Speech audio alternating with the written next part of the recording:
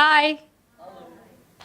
So I've come here often for different other purposes, but I've never been nervous. Today I'm nervous.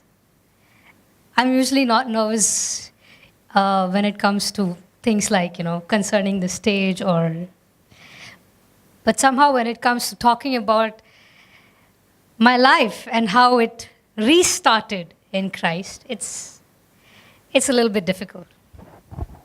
I've shared my testimony with a lot of people that are close to me, and some people are a very integral part of this testimony. But I've never done it from a platform like this before. I have shared it in India in another church, but not with our own family here. A lot of y'all, you know me for like a year. Some of you know me like for like 8-9 years. But not everybody has an entire picture of how I came to Christ or how I am where I am today. And somehow the Lord kind of instructed me that it's time. It's time to share this story.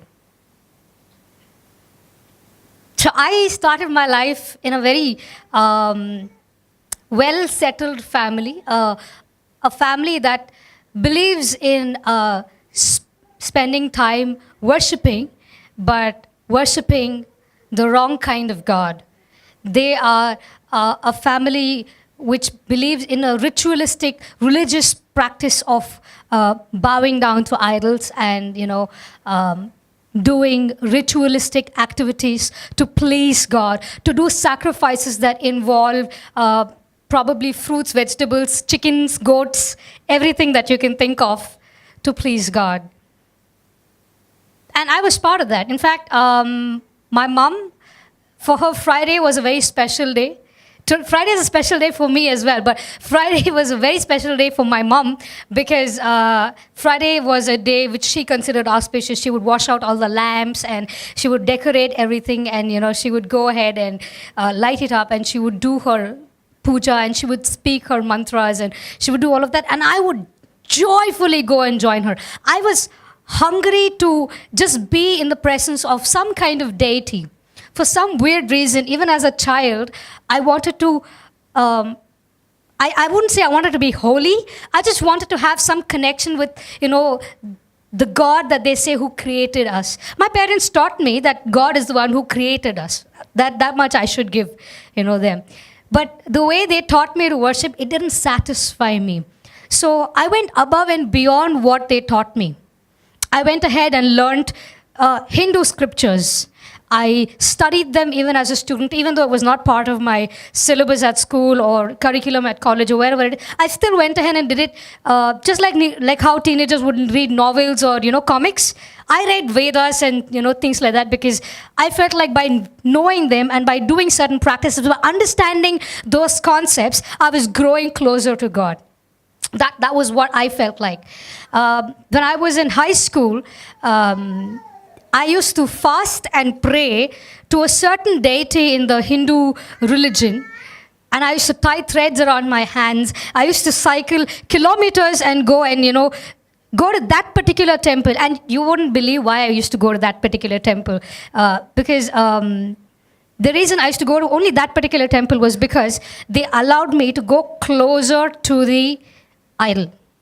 Now, if any one of you is familiar with Hinduism, in Hindu temples, you don't get to go close to what they call God. You're not allowed to go close to the idol itself.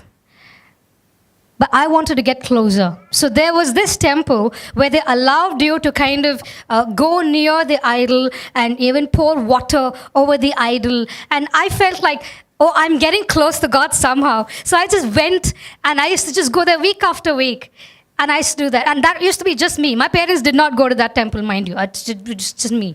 So I'd take my cycle and I'd go there and I'd do that. And I would feel so good about doing it, thinking I was pleasing God, thinking I was, being all goody two shoes, And then I went into college and I was still goody two shoes. But of course, there's a lot of temptation when you are, out of your parents' home. And I fell into a lot of snare. In fact, very first week after I joined college, I was in a relationship with a man who was I shouldn't say man. He was a boy who was younger than me and who belonged to a different kind of faith. He was a Roman Catholic Islamic boy. I fell into a relationship with him and I started trusting that boy and I started, moving around with that boy. And he was somebody who was given into a lot of these, recreational drug use and, alcohol abuse and all of those kind of things. And it was fun to experiment in college days. I'm pretty sure a lot of people have done it. And he thought it was a good idea. And the background that I came from, I thought it was absolutely unacceptable. And I was like, okay, let's never ever even, think about doing things like that. And when I confronted this boy, he said, no, he was not doing anything of that sort. He kind of led me to believe a lie that it was not so. And I happily believed it because, sometimes lies are very, very comfortable to believe. So that, it's easier to pretend that something is when it isn't. It's just easier to do it. So I lived that life for a while. And then my eyes were opened and I realized what he was doing. And then when confronted, he said, yes, I am doing it. And I would like for you to try it because you're my soulmate and we're going to be married one fine day. And please come join me. And I joined him. I joined him in all of those things. I was into recreational use of all those substances. And I'm pretty sure people are watching this somewhere in this world and they're going to be pretty shocked with what I'm saying. Because some people know me as coming from a Hindu background and being a convert, but they don't know these aspects of my life. But yeah, this happened with me. And today, God has given me the boldness to talk about it and to say, that's where I've come from. That's the kind of mighty clay that He's picked me up from. So it's okay to talk about it today. It's okay to, accept where I come from so that I know that He can lift me where He needs me to be. It's okay to talk about it today. So that happened, and I did all of those things. And you know what? I was so confident about doing it all of that, and I was still pulling it all off. You know why? Because I was a star student. I aced all my exams. I was a first rank holder and a gold medalist, blah, blah, blah, in academic wise. So no teachers or none of the wardens, nobody would catch me doing anything wrong. And I thought that was okay. As long as you're not getting caught doing anything wrong, as long as you're not failing in studies or being absent in class because of doing all of these things, it was okay. So I gave myself the rationalization that it was okay to do these things. Now, you could ask me, why, if I said I wanted to grow close to God, that I experimented with these things? And that would be a very excellent question to ask. And up until this moment, I hadn't decided whether I should share this bit at all or not.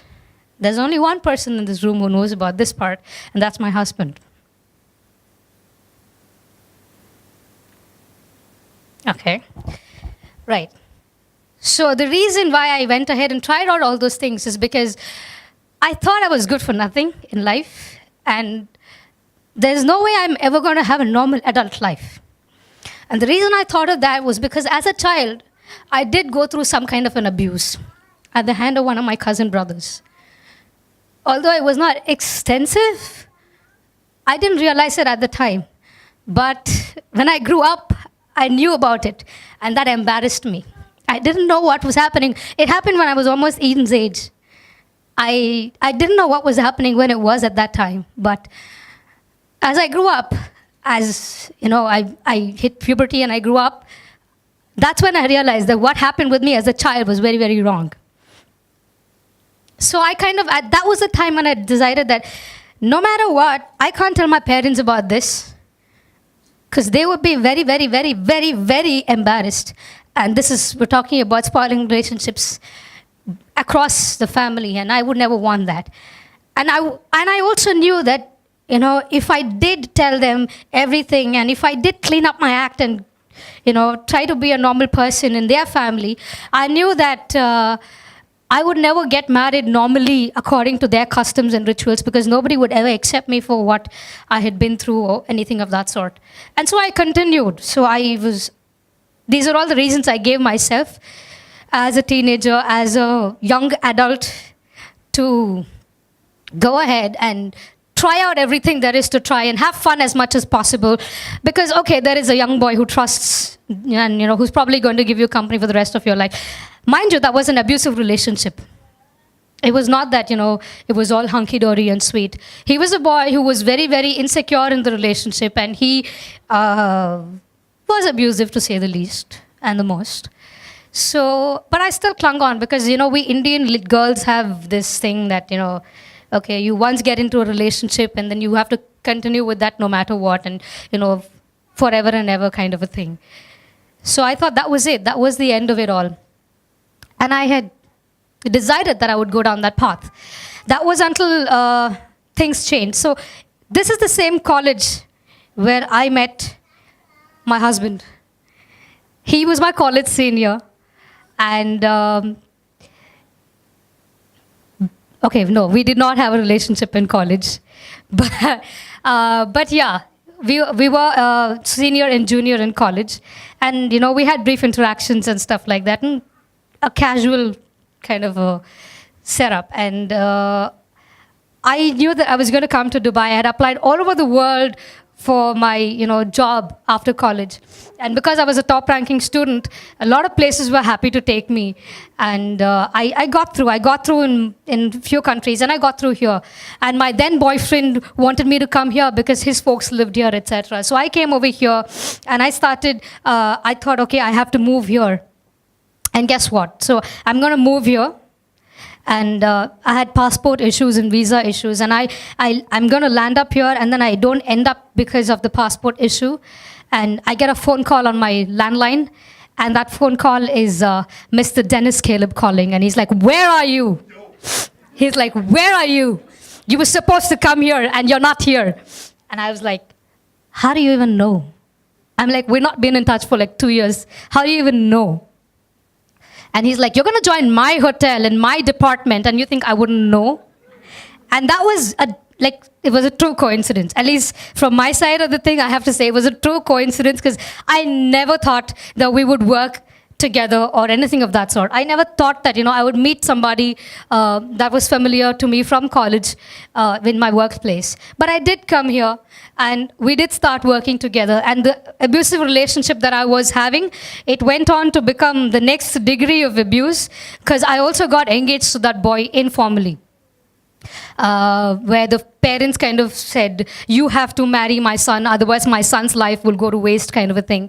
So I kind of entered into a commitment with that person. And with that commitment, I came to UAE and I met him and I met D, and D was like, he was all cool, he was all chilled out, and he was just, getting me to be friends with everybody, getting me acquainted with UAE, taking me around places and everything. And he was being really, really, platonic about it. He was absolutely just friends with me, It was all good and nice and everything. But everybody around him were, looking at him he was some kind of, depressed person, who was, of course, you saw his acting just now a few minutes ago. But a lot of people thought he was, suffering great love loss or some heartbreak or something of that sort. And everyone was telling me, he's in so much of love with you and so on and so forth. And that was a different story altogether. But I want to move past this and tell you that there came a point where I needed help to come out of that abusive relationship. And it was D who helped me to come out of it. Not for, that's how I see it, yeah? Okay, personal benefit aside, I don't think he's the kind of person who can see somebody enduring that kind of abuse. And he helped me to come out of it in a very beautiful, smooth, and clean-cut manner. Clinical way is how I would call it. Yeah, I was able to come out of it, and he helped me to come out of it. We started getting to know one another, and, we were just like casually moving around. And he used to tell me that he was a Christian, and, he knew that I was a Hindu, and all of those things were there. And he used to keep saying, I go to church in India, and, not here, not so much, because we were in hotels, and hotels don't give you the kind of freedom because of the shifts to kind of, go to a service with a proper commitment And he didn't find a church where he would like to go. So he didn't go that frequently. It was only like, I think, the Catholic church in Old Meta where he used to go like whenever he found time. And he used to say, I'm a Christian and I know this is the God that I worship and all that. And, if we are going to get to know one another and, move together and, there's going to be a time when, I would like to introduce you to my mom and to my family. And I'd like you to get to know my religion better. I'd like you to get to know my God better. And maybe I'll take you to church one day. So he did take me to St. Mary's to the Catholic. He was not a Catholic at that point in time, but that was the only church that he used to go to. So he took me there, and it was after night shift, so he slept, and then I slept on another aisle, and then we came back, and it was okay. That was the end of the service, so nothing very spectacular happened. So a few weeks after, though, his mom invited him to this particular church, and he went, and he came back, and he said, you know what? I want you to come with me to this church because this is the kind of worship that I like to go to. And I will not call you again, just this one time. I will never call you again. Come this one time and see how you like. It's pretty much like, it's just that it was not an outreach program like this. It was pretty much a normal service. And he said, just come with me one time and I'll never call you back again. It's up to you. And he just took me there for an experience. And I went there just to kind of see what the fuss was about. And trust me, you know what? On the day that I went there, the pastor was trashing Hindus. He was standing at the pulpit and, speaking about idol worshippers and calling them names and saying they don't know who they're worshipping and they don't know the meaning of their own rituals. And it was going on about that. And as insulted as I was that day, I wanted to know more. Because he didn't stop with just saying that they don't know the God that they're worshipping. He went ahead to introduce who the true living God was. He went ahead to speak about what qualifies to be a perfect sacrifice. He went ahead and explained who Jesus really is, how he was given for our sake, and how he fully completed everything that needed to be completed. And although I just got very, very few details, it was enough to capture my attention and my interest that I wanted to go back. And true to his word, he never called me back. He never did. But I made it a point to request shifts in the hotel to go back because I wanted to know more about this God that they're talking about. So I went back, and I went back. Now here's where things get a little dramatic. Because normally this should be, where, okay, somebody says, okay, so I'm getting to know another kind of religion and learning a few scriptures. And the pastor of the church had given me a Bible to read, a woman's Bible with flowers, pretty flowers on the cover. And I took it from him and kept it on a shelf and put a few more idols on top of it. So all of that was happening. But I never kind of read the Bible, even though I took it from the pastor. And then things got dramatic. Because I was still continuing with my habits. I was still into, all the things that I was still doing. I was still smoking cigarettes. I was still having a drink every now and then. And there was a time, and I had decided this is how I'm going to live my life. I had decided that God doesn't care about me. I had decided that I cannot go back to my parents and marry the person who they want me to marry ever, because I'll have to talk about all these things that I'm going through and nobody will ever accept me for who I am. My parents will be devastated and this is the end of my life. So I had decided that I will go on self-destruct mode and be this person forever and ever till I finally drop dead.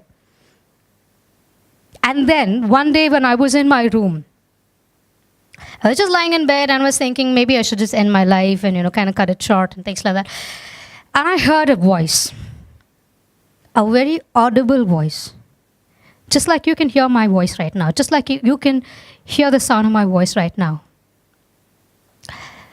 And the voice said, this is not what I have in store for you. I got much better things in store for you. I wanted to just drop these thoughts and listen to me. Now, this is not a very scary thing, right? It's not scary at all. It's quite comforting. But I was scared. I was so scared that I was hearing voices that I flipped out. I opened the room door, and I went and sat in the living room, and I was like, what just happened? Why am I hearing voices? And it happened. It started happening frequently. It started happening at the oddest of times. You know when it would happen? It would happen when I'm in the smoke room, when I'm holding a cigarette in my hand. It would happen when I'm in the party scene. It would happen when I'm, just tempted to say something wrong and do something wrong. And it was not a very scary thing that the voice used to say, because it used to say nice things. It used to say things like, know that, I'm with you and I will help you and I will see you through this and things like that. And it was a very, very comforting voice. But I was scared because I was hearing voices. I thought I was going mad. I thought I was going mental. And it was at that time that I thought, okay, I need help. I really, really need help. And one fine day, I just burst forth and I told Dee, listen, I need help. I really need help because this is not okay. I'm hearing voices, and these voices are saying things which are like, this, and I don't know what's happening with me. I don't know who's talking to me, and I really don't know. And he said, okay, cool. I can't deal with this because I'm not equipped for this. So he took me to another family who said that they would deal with it. So he took me to another family who spoke comforting words and everything. And he took me to the pastor. And, a few people were introduced and, told this thing. But nobody kind of opened up the scriptures and taught me the word or told me that this is how God kind of intervenes in your life at times. That never happened. So I kind of went ahead. I was still feeling fearful. All of this was still happening. And then there was a person who said, maybe God is trying to talk to you. And I was like, wow, that is exciting. I've always wanted God to talk to me. So I would go on Friday to temple in the evening, So this was my schedule. My weekend looks like this. Okay, people? Friday morning, go to church with your boyfriend. Friday evening, get dropped off by your boyfriend at the Hindu temple. And after temple, go party. So this was my schedule for the weekend. Yeah? Interesting schedule, right? So that's what I was doing. And so on Friday evenings, when I went to the temple, I'd stand in front of those idols and I'd ask, are you talking to me, God? Because some people say that that's how God talks. And it's so frustrating, people, when there is no response in the one place where you want response to come from. There was no response there. And I'd come back feeling like, I don't know what's happening. Maybe I'm just going mad. And then I had a night shift with one of my colleagues, and he said, okay, so you're going to church and you're going to temple and there's no response in temple. So you say you're going to church. Why don't you go there and ask maybe the God of the God of that place is talking to you. So go there and find out maybe. So this was like a outing weekend in that church on that particular day when I went, and I had made up my mind. So I was fully ready to go there and ask if the God of that place was talking to me. And I went, and the pastor preached, and whatever, it went over my head, and it was going on, and the worship songs were there. Whenever worship was going on, and the songs of worship would be sung, they would not just be singing loudly. I could kind of feel a very weird rhythm inside of me, wanting to dance and jump. But I knew I could never do that because that was so weird. I mean, why would you dance in a place which is not, talking about your God? I mean, I would never want to dance. But there's something inside me which would want to move with that rhythm. And I never did it. And so that day I made up my mind that I would go there and I would ask if the God of that place was talking to me. So after the sermon got over, the pastor gave the altar call, and he was speaking from the Bible. He was speaking scriptures, and I did not know a single verse, because I never opened the Bible that was given to me. And I just slowly spoke into my own heart, and I said, God, if you're talking to me, please let me know, like that. And at that time, the pastor said these words, and okay, now I know that it's from Psalm 46 and verse 10, I know that. But at that time, I didn't know that. And the pastor said, be still and know that I am God. And in that same instance, I heard the voice, like how I heard it in my bedroom. I heard the voice coming from the pastor's mouth, and I heard the voice coming from deep inside of me. And I freaked out. I was so scared that I just ran out of that hall. I just ran out of that hall because I was so excited and so afraid at the same time that God could want to have an interaction with me, with somebody like me.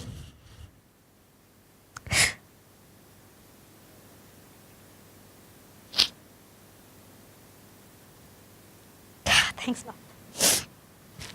Oh, wow. That was a beautiful moment. Trust me, it was a very, very beautiful moment.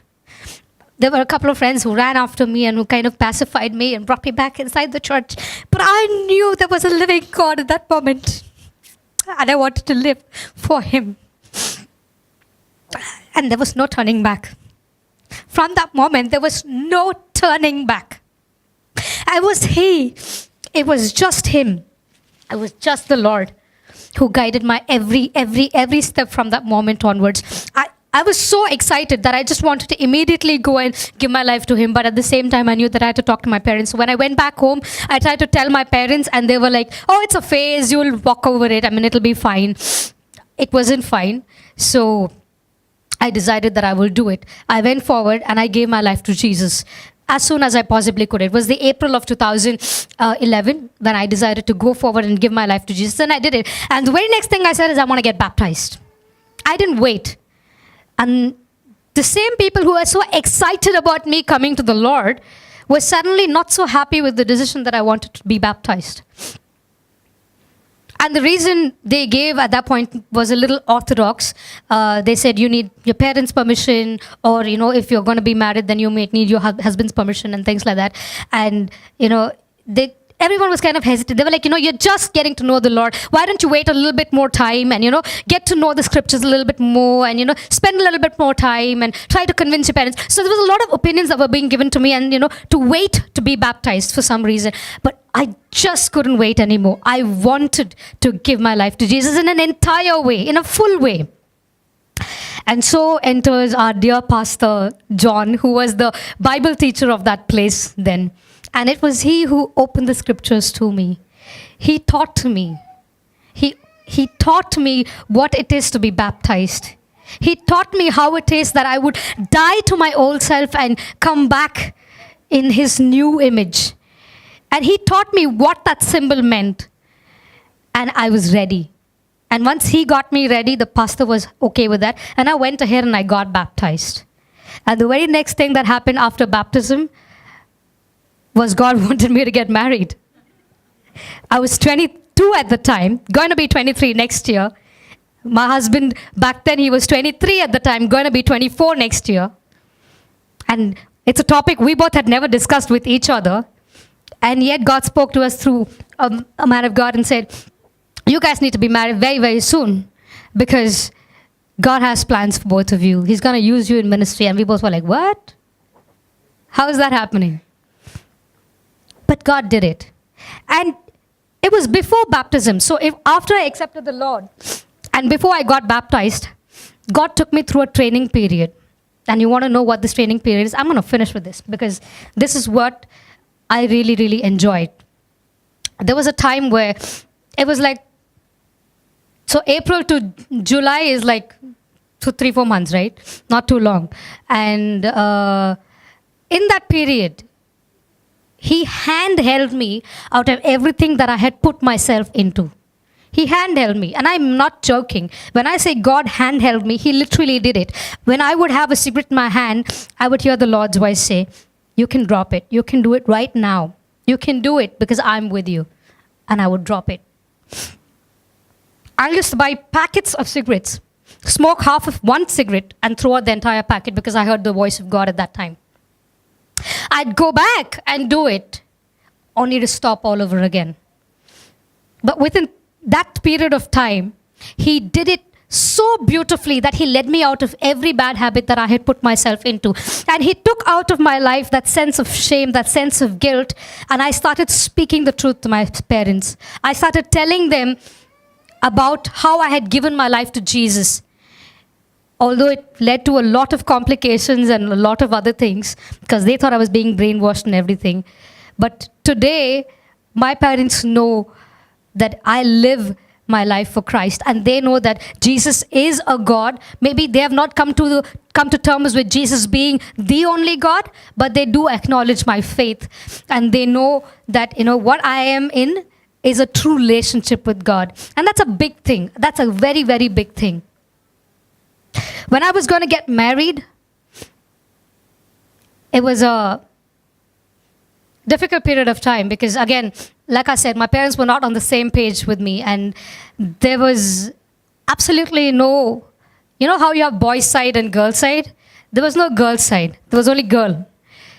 And there was a girl and then there was a boy side. But the boy side was so brilliant that they accepted me entirely as I was, minus my background. They didn't bother that I didn't have a supportive family in this at that point in time. They were willing, just because all their desire was that their son should have a Christian wife, that they wanted both husband and wife to be in the Lord. That's all they wanted for their daughter-in-law. And so they were so happy to have me in their home. They welcomed me with open arms.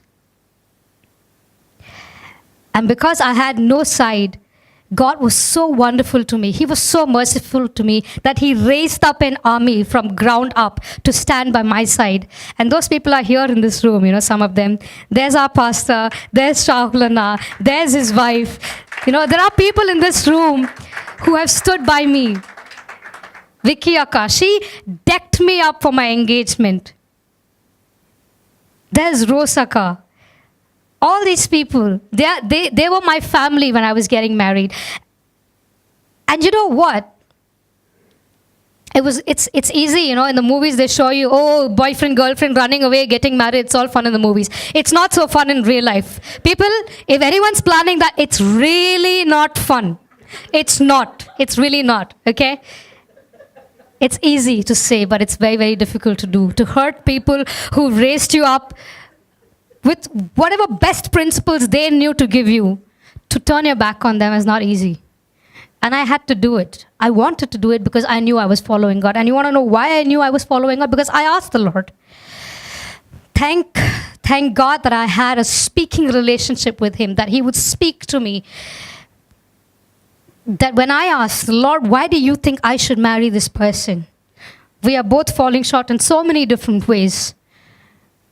Why should I marry this person? And why should I stand against my parents and do this? And there was only one thing that the Lord said. He said, maybe on your wedding day, your parents may not be there, but they will witness your marriage. They may not witness your wedding, but they will witness your marriage. They may not be there to bless you on your wedding day, but they will be blessed by what your marriage turns out to be. And I clung to that promise like my lifeline. And it stays. It stays. It's 6.5 years, and it stays. It's beautiful. Praise God.